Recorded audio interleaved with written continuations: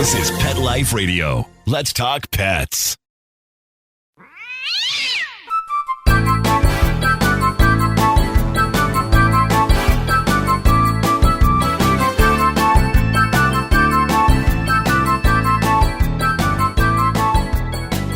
Hey there, cat lovers. Welcome to 9 Lives with Dr. Cat. I'm your host, Dr. Catherine Prim, and I'm a small animal veterinarian and crazy cat lover. And you know that on this show, we like to explore the fascinating world of cats. So today, I have with me Mikel Delgado. She is a PhD and a certified cat behavior consultant, as well as an author of some books to help our cats' lives be better. So we're going to talk with her today about the importance of play to our cats and how we can use play to make our cats be happier and healthier. So we'll be right back with Mikel after a quick break. Take a bite out of your competition. Advertise your business with an ad in Pet Life Radio podcasts and radio shows. There is no other pet-related media that is as large and reaches more pet parents and pet lovers than Pet Life Radio. With over 7 million monthly listeners, Pet Life Radio podcasts are available on all major podcast platforms. And our live radio stream goes out to over 250 million subscribers on iHeartRadio, Odyssey, TuneIn, and other streaming apps. For more information on how you can advertise on the #1 pet podcast and radio network, visit PetLifeRadio.com/advertise today. Let's Talk Pets on PetLifeRadio.com.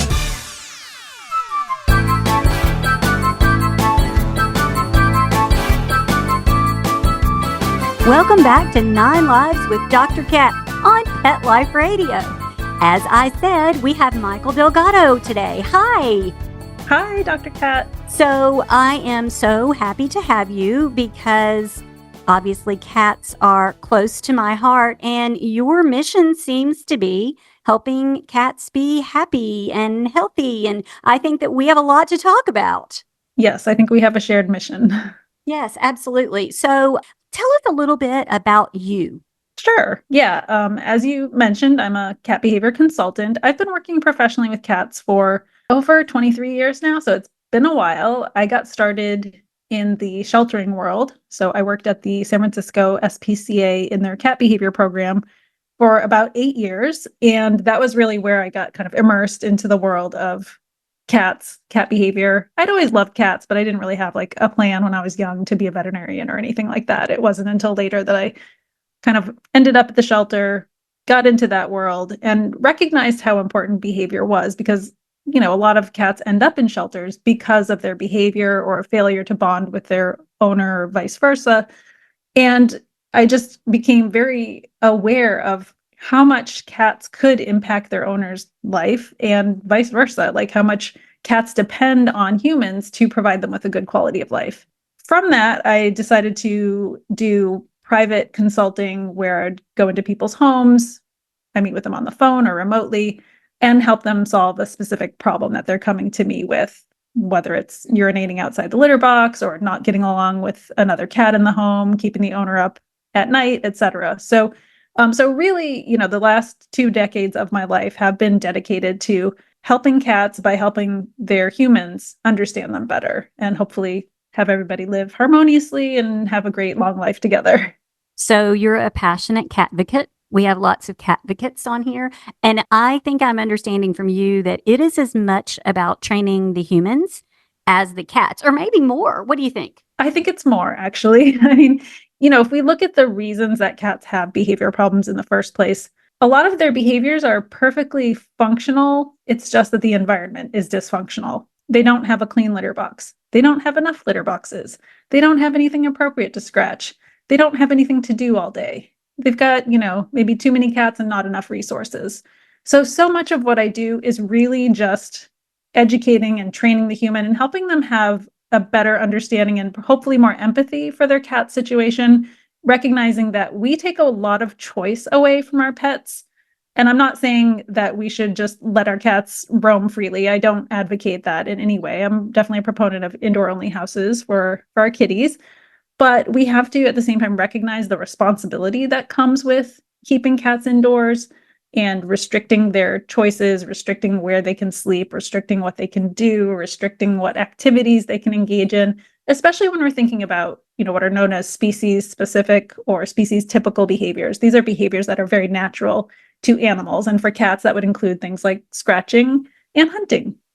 Well, so I would imagine if someone seeks you out for help with an issue, they are ready to receive that help. But this show reaches out to everybody that loves cats. So I'm so excited that you're here to sort of educate my listeners at large about what it means to expect our cats to sort of conform to us. So I want to talk about play, though. Why do you think play is important? Well, play is important because cats are hunters. And when you look at the reasons that cats play, the reasons that cats hunt, the things that motivate them to do both of these behaviors, we see an incredible amount of overlap to the extent that we can fairly conclude that play behavior is a replica of hunting behavior. It's just directed toward toys instead of birds and mice.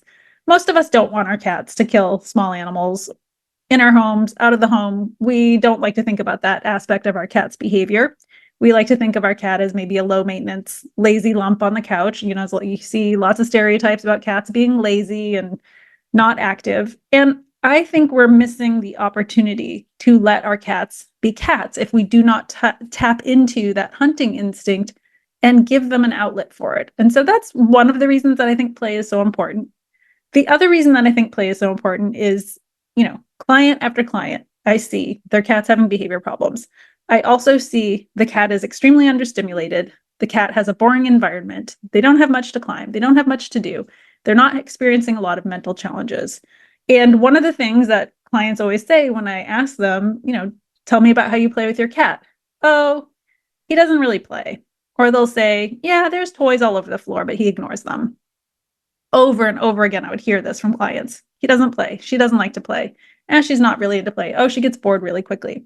And so people just stop trying. And with every one of these clients, when I go into someone's home, I will bring toys with me so that in case they don't have any, because a lot of people do not even have what I consider an interactive toy. So that would be a wand with stick and a feather, or, a string and something hanging off the end. And in every case, I could show people that, yes, your cat does play. You just don't know what play looks like, or you don't know how to get your cat to play, or maybe your expectations of what your cat needs are different from what they actually do need. So I saw this over and over again, and I'm thinking in my mind, through the process of domestication, we've never asked cats to stop hunting. That's not a behavior that we've selected them for. We've just let it proceed, right? It's convenient for many people. Some people like the pest control aspect of their cat. And so there's no reason that every cat should not have the instinct to hunt and play. If you look at the literature in other species, from rodents to primates, including humans, we know that play serves benefits both in developing life skills, but also for things like reducing stress and anxiety and developing into a healthy human being. Like, we recognize that play is important for children. We don't always recognize that it's important for everybody else. So I do think it gets ignored. And, to be fair, I think a lot of people at the end of the day, they get home from work, maybe busting out a wand toy is not high on their list of priorities. They'd rather sit on the couch and watch Netflix. But I am arguing in my book and advocating for cats constantly with my clients and pretty much anybody that will listen to me, that even just a few minutes of play a day are very important to their well-being and can help them be a happier cat and more well-behaved, right? So I'm dealing with the people who are having behavior problems, but just because your cat isn't having behavior problems doesn't mean that they don't have needs for play, mental stimulation, the type of environment that helps them be a cat. I think that we underestimate how much the humans need the play. I mean, think about how many people spend time watching cat videos. It's extremely fun to play with cats. Yes, and so yes. I think if we can get this word out, people will realize that it's fun and then everybody benefits. So yeah, I think this is awesome. Cool. Yeah. I mean, I agree. Like, I actually, I play with my cats every day. We have a routine in our household, and that's one of the things that's really helped us keep it on a daily thing is having a routine. So I certainly break from the routine, and I work from home. So there's times where I'm taking a little stretch break from my desk and I'll go grab a toy and play with one of my cats for, just 2 or 3 minutes, if that. But we do have like a set time in our household where we play with our cats every night. It varies. Sometimes they want to play the full 30 minutes that we allot for play. And sometimes they're done after 15 minutes. We kind of just go with how they're responding and, how many toys we have to introduce. But, I do think that it's fun. Like, it makes me laugh. My cats do the goofiest things. Like, they're running around, sliding around, doing backflips and goofy faces. Like, it really does also add levity to my life to watch them play. I get great enjoyment out of that, and I really hope that other people do too. So like you, I hear frequently in my exam room, oh, well, she's kind of a couch potato. And I am always skeptical about that. So have you ever seen a cat that truly did not want to play? No. And in fact, I did have one client and they're like, oh, she's really hard to get to play. And I was like, okay, well, let me try. And they were right. It took probably 15, 20 minutes before the cat made a move. And we were really like trying. But then it was like, okay, I think we got the technique. I had one client, she was so sweet. She was a senior living in a care facility with her cat, and her cat was 17. And she contacted me because she was worried that her cat wasn't playing. And her cat had some, minor health issues for a 17-year-old. She was reasonably healthy. And what we found was that her cat, and I wrote about this in the book, her cat really liked it when we moved a little wand toy between the couch cushions. So she liked to pursue the toy when it kind of disappeared between the cushions. And that got the cat really happy and excited and pouncing on the toy.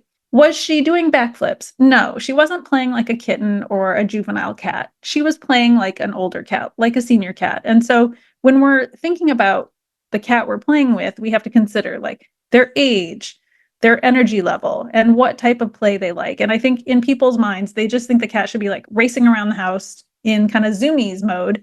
And really play, if we think about kind of tapping into the hunting behavior, is much more cognitive for cats. Cats are ambush predators. So they spend quite a bit of time sneaking up on their prey, watching, waiting for the perfect moment to pounce. And when we're playing with them, we can take advantage of their ambush style hunting mode and move the toy very slowly, hide it behind things, kind of like a mouse would maybe try to hide under some leaves or behind a tree stump, and mimic those movements and bring out that kind of stalking cognitive aspect in our cat. So it doesn't have to be intense physical activity to have benefit. We know that cognitive challenge for captive animals is just as beneficial as physical activity. So we're trying to get some of both. But when you have an older cat, they may just be kind of rolling around on their back, grabbing the toy with their paws and putting it in their mouth and chewing on it a little bit.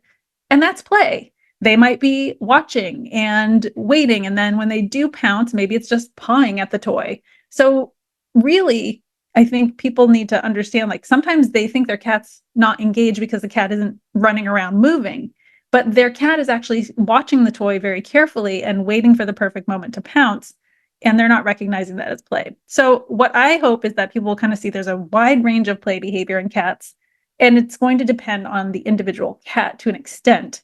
And I hope that in my book, I give people enough techniques and also ways to recognize play behavior that they see that, oh, okay, I thought my cat didn't like play, but actually he does. Or actually, I just need to move the toy like this. Or actually, I just need some new toys. And then hopefully more people will enjoy the play. They'll see their cat enjoys the play and everybody's happy. Yes, I love that. So I want to take a quick break, and then I want to come back and talk a little bit more about maybe some types of toys and some tips that my listeners could try at home right now. So we'll be right back. Molly, here's your dinner. Zeus, that's not your food. Don't let that happen to your precious cat. Elevate your cat's eating experience with the Cat Tree Tray. The Cat Tree Tray keeps your cat's food off the floor and conveniently located on the cat tree. It's the perfect way to eat. It's a beautiful wrought iron tray that easily attaches to your cat tree and keeps dogs and other critters out of your cat's dish. A must for multi-pet households. There's a 6-inch tray for large bowls and a 4-inch tray for smaller bowls. Purchase your cat tree tray today. Go right now to cattreetray.com. That's cattreetray.com. CATTREETRAY.com.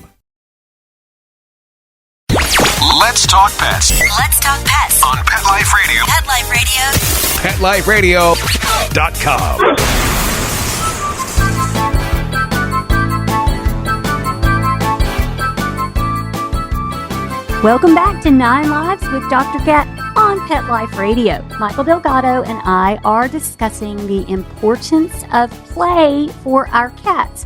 And so she has a book. We're going to get her to tell us more about the book. But we were talking about how to recognize when your cat is playing. And I want to delve into a little bit more about toys. There are so many kinds of toys. And I want to talk to my listeners about how to recognize which ones your cat likes. Can you go into that a little bit? Yeah, sure. When I'm thinking about toys, I mean, one thing is just thinking about what type of prey cats naturally hunt, right? And their preferred prey tend to be things like birds, small rodents, so mice and lizards, common like choice of cats, bugs. If you've ever lived with a cat and a fly has gotten into your house, I don't know about the rest of your listeners, but my cats are like all on full alert, like just from a tiny fly.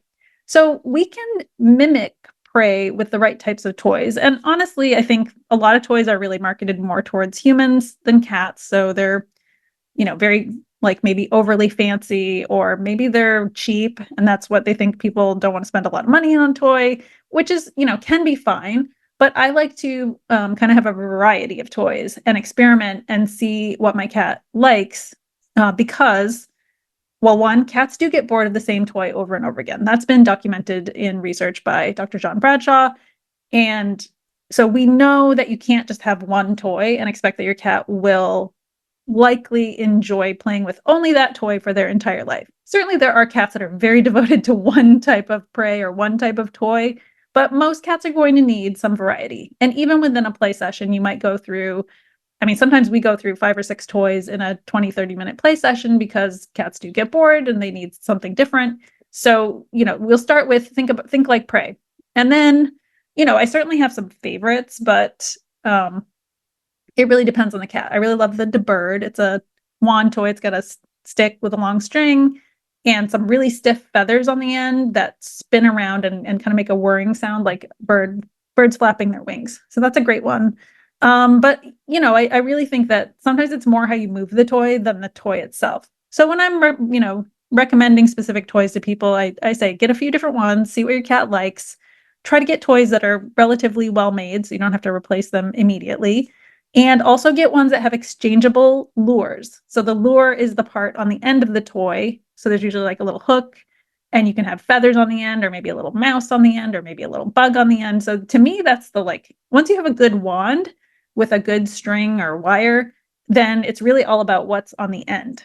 You can use things laying around your house and attach them to a wand toy. I often, if we're doing any sewing or anything in our house, I'll take a little strip of fabric and tack it on the end of a toy. I've put green beans on the end of a toy. I've put strips of paper on the end of a toy.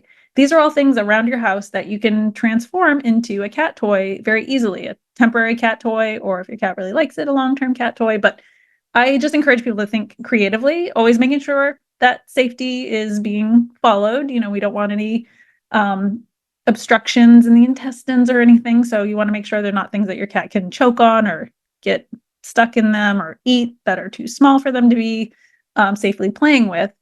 But really, for the toy, the most important part is it's interactive. There's a human who is moving a stick with a string and a thing on the end, and there's a cat, right? That is, to me, what I'm talking about when I talk about play. It's not leaving a bunch of pom-poms around the house or ping pong balls. That's great to do. You should definitely give your cat things to play with on their own, but it is really about the interactive toy. Other than that, like, get something that's comfortable for you. I like a long handle. I like a padded handle, but not all of my toys are like that. So I like to have a variety. So I think as far as, getting the toys, the other thing I will say, most pet stores have a terrible selection of cat toys. So I like to look on Etsy. There's some really nice stuff going on Etsy, and certainly on some of the online marketplaces. You can access things that your pet store may not carry. I don't know why pet stores don't have better cat toys, but I just find that I'm sorely disappointed whenever I go to a pet store to try to find a new toy for my cats. So I just go to Etsy where there's lots of creative and cool stuff going on. Yeah, I love Etsy. And then usually you get to talk to the person that made that toy. I mean, it just feels a little more artistic. I don't know. I like it. Yeah, it's like, you're buying it from a cat lover, right? Not some big corporation that's just hoping that you'll buy a bunch of, stuff from them, but really someone who has a passion for cats and devoted themselves to making products. So yeah, I agree. It's kind of like the shop local thing, except you're probably not local on Etsy, but the same basic premise. So, okay, so I've got another weird question. Does play need to change or be modified in a single cat home versus a multiple cat home? Excellent question.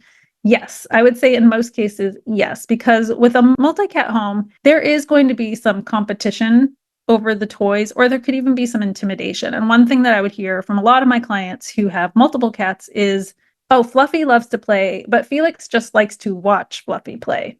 And I was like, I think that maybe Felix is a little intimidated by Fluffy, or Fluffy's hogging the toys, or maybe being too exuberant in their play, and your other cat would rather just stay out of the fray.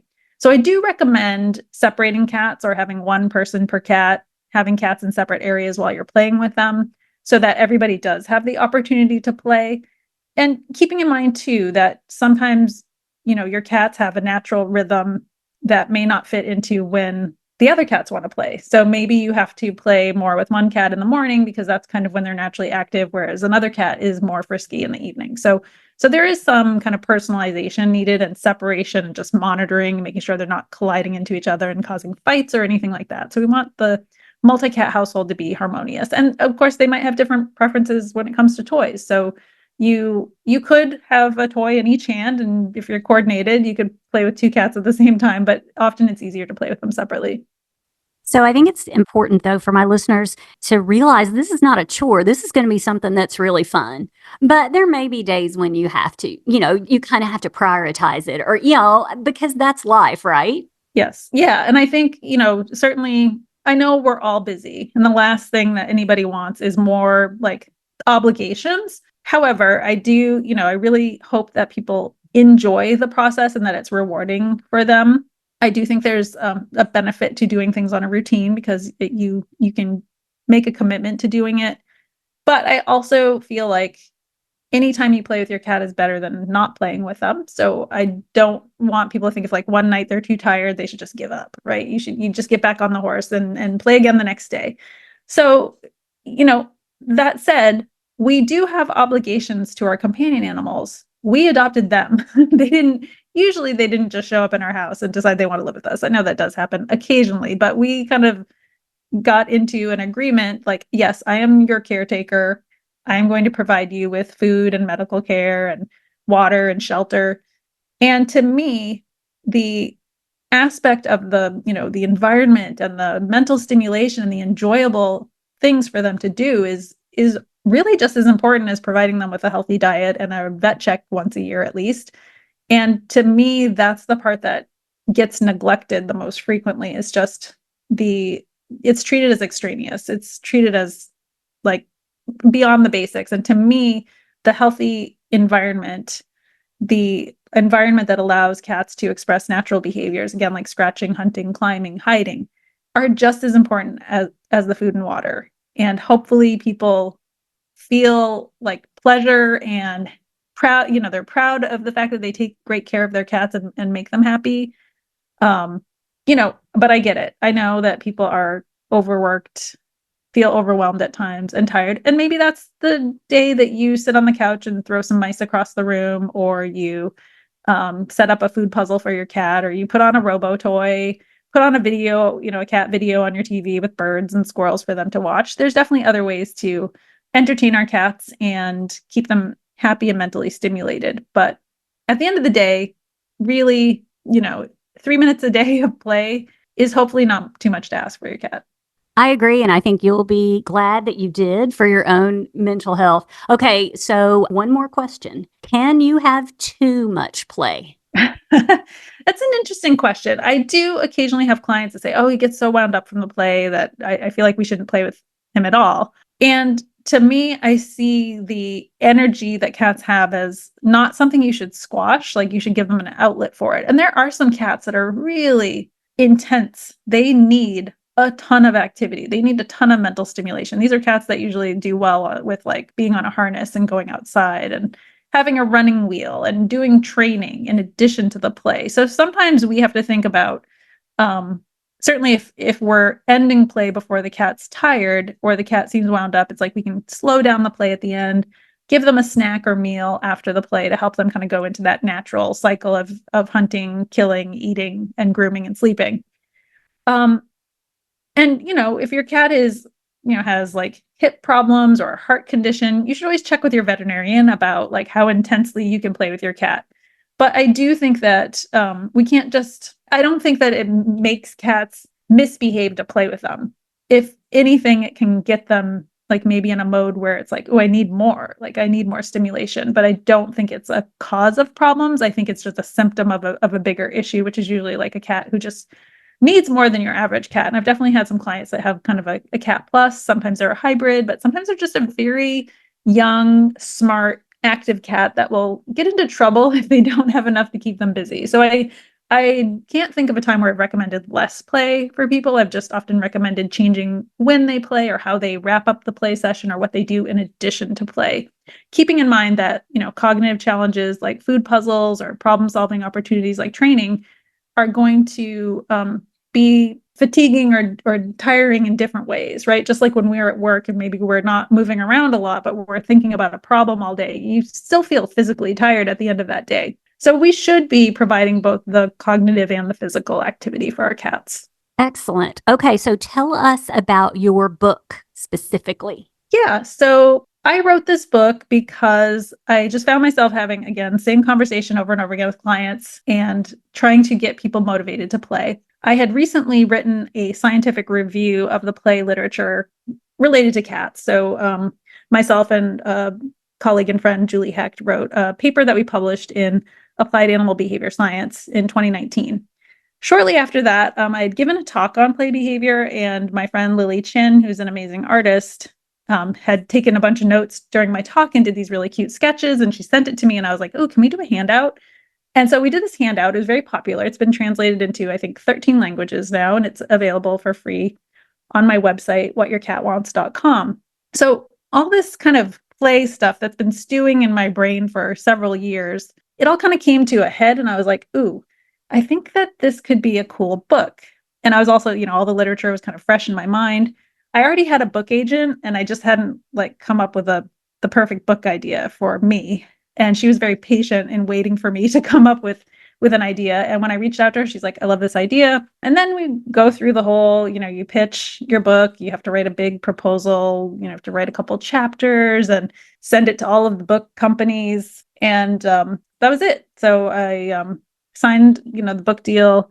It was a while ago. It feels like forever. The book, I think I started writing it in 2021, and then I submitted the final version of the draft about a year and a half ago, and now it's finally about to come out. So the process of writing a book is pretty intense. It just takes a long time to go through the editing and getting the illustrations, and then it's got to get laid out, and you're in a line to get printed. And certainly after the pandemic, there were a lot of backlogs and supply chain issues that were slowing down the process. But yeah, it was really fun to, again, kind of take a deep dive into the scientific literature, but also tap into my experiences with clients and my own cats and just kind of what I've observed working with cats and their owners over the past 2 decades.